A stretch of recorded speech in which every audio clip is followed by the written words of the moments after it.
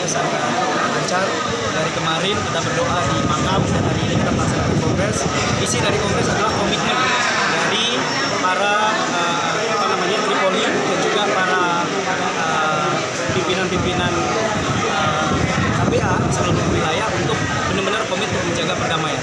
Jadi perdamaian ini harus dijaga. Oleh karena itu kunci untuk menjaga perdamaian ini adalah komitmen pemerintah pusat harus benar-benar segera menyelesaikan permasalahan MOU Helsinki yang hari ini belum selesai.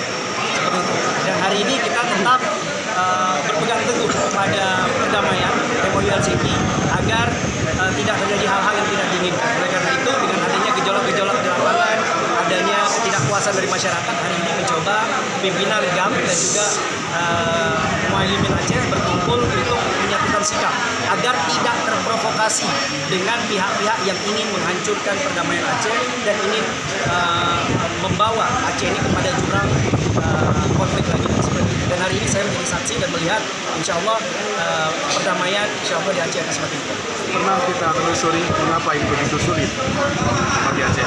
Ya artinya kembali lagi kepada pemerintah pusat.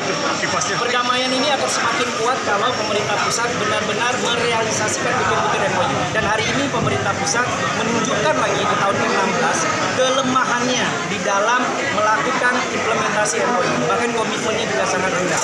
Oleh karena itu yang saya apresiasi adalah kesabaran dari pimpinan GAM maupun kesabaran dari para muhaimin yang melihat realita politik selama 16 tahun, ketidakkonsistenan pusat, namun juga pimpinan GAM dan muhaimin hari ini juga masih sabar. Oleh karena itu harus kita apresiasi. Ini menunjukkan satu komitmen yang sangat luar biasa untuk berpegang teguh pada perdamaian. Pusat bekerja? Ya, ada 11 poin sebenarnya bertentangan undang-undang pemerintahan Aceh dengan MOU Helsinki.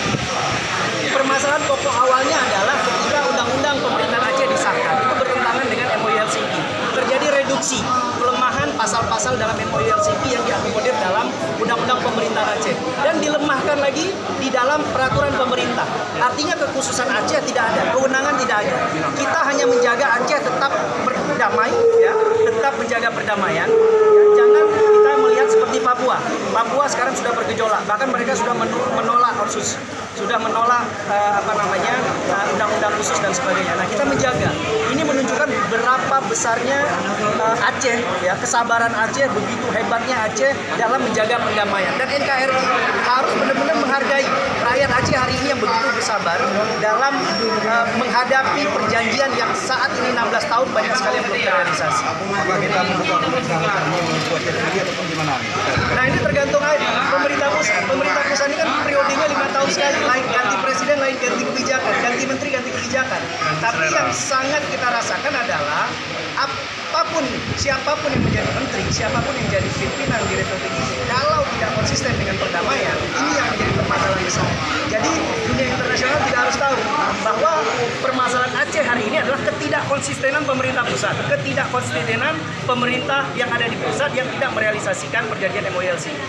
Dan saya hanya mengingatkan bahwa ada celah dalam MOU Helsinki ketika kedua belah pihak tidak merasa diuntungkan atau dirugikan dengan keadaan yang ada, itu bisa melaporkan kembali kepada CMI dan Uni Eropa. Nah, hari ini GAM kembali lagi, ya, di dalam tahun ke-16 masih bersabar di tahun 16. Ini ada apa? Jadi jangan biarkan akumulasi di lapangan ini akan mengakibatkan konflik sosial yang lebih besar. Oleh karena itu kita duduk di sini konsolidasi untuk mencegah agar konflik tidak terjadi lagi. Pusat bekerja untuk ini? Di pusat terlalu banyak kepentingan dan terlalu banyak pihak-pihak kelompok yang memiliki kepentingan yang tinggi terhadap Aceh. Oleh karena itu mereka juga tidak kompak. Nah, kebijakan antara satu kelompok dengan kelompok lain di pusat itu juga tidak sinergi. Oleh karena itu yang dirugikan oleh Aceh. Sebagai orang pusat, kita mengetahui. Saya bukan orang pusat, saya orang Aceh yang ada di pusat. Kita di pusat.